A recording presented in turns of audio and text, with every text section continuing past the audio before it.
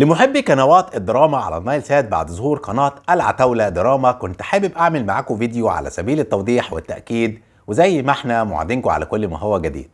صباحكم فل وبساعكم أحلى مع محمد حسن HD، وفيديو النهاردة للتوضيح بعد ظهور قناة دراما جديدة تحت اسم العتاولة دراما. كنت حابب أكون معاكم بفيديو لتوضيح ترددها. اخبط اللايك المتين ويلا نبدأ.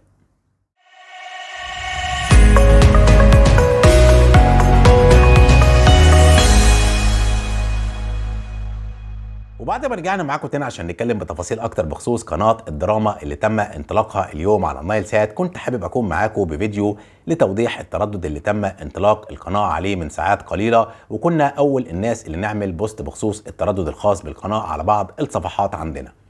ودايما بتذكر حضراتكم ان فيديوهاتنا عباره عن فيديوهات توضيحيه تعريفيه في كل ما هو جديد وحصري في عالم الترددات والقنوات، فتابعونا عشان يجيلكم كل ما هو جديد.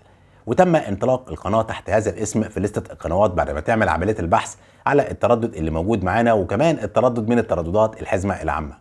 وتم انطلاقها على تردد 10815 هوريزونتال 27500، وده من الترددات الاكثر تغييرا للقنوات. ومثل هذه القنوات زي ما اتفقنا ما بتدومش كثيرا على النايل سات، فكنت عامل معاكم الفيديو على سبيل التوضيح والتاكيد.